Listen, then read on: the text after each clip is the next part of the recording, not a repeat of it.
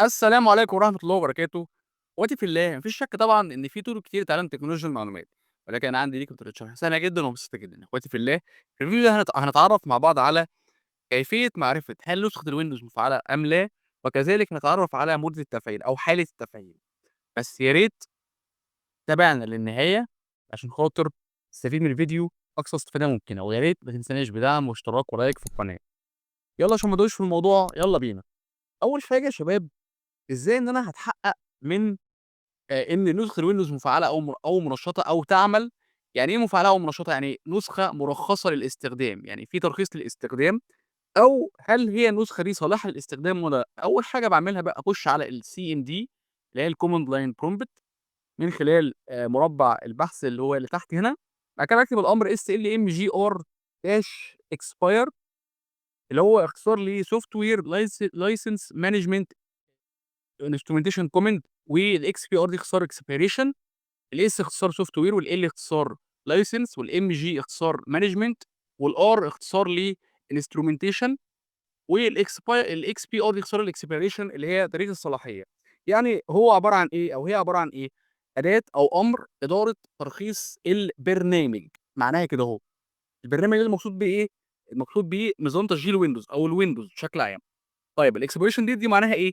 معناها تاريخ انتهاء صلاحية الاستخدام، أو تاريخ انتهاء قابلية الويندوز للاستخدام. طيب، لو أنا دوست كده Enter، تمام، إيه اللي هيظهر لي؟ لو أنا كتبت الأمر تاني كده ودوست Enter، إيه اللي هيظهر لي؟ هيظهر لي 3 رسايل أو 3 أنواع رسايل. أول نوع من أنواع الرسايل ده يا شباب اللي هو هيقول لي إيه؟ The machine is permanently activated. يعني إيه الكلام ده؟ يعني النسخة أو المكنة أو نظام الكمبيوتر أو نظام التشغيل ويندوز منشّط أو مفعّل أو صالح للاستخدام بشكل دايم، تمام؟ طيب، ممكن برضه يجيب لي رسالة تانية ويقول لي إن نسخة الويندوز حاجة اسمها Windows is in notification mode. لو أنا كتبت الأمر ده هيجيب لي الرسالة دي، إن الويندوز في وضع الإشعار. يعني إيه وضع الإشعار؟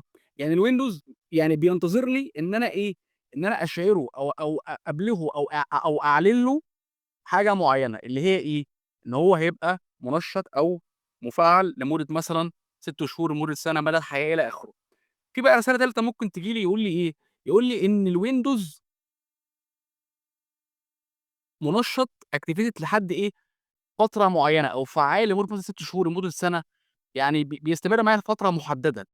ودي كده حالات تفعيل الويندوز. الويندوز ممكن يكون منشّط بشكل دايم، هيجيب لي رسالة permanently activated، أو منشّط لمدة 6 شهور أو لمدة سنة، أو في وضع الإشعار، يعني مستنيني إن أنا أعلن له أو أشعره أو أوضّح له إن هو هيبقى منشّط بشكل دايم أو منشّط بشكل جزئي بشكل محدد لمدة سنة أو 6 شهور. وبالتالي لازم أدخّل له مفتاح المنتج أو الproduct key بتاعه. ماشي، واشوفكم إن شاء الله قريب. السلام ورحمة الله وبركاته.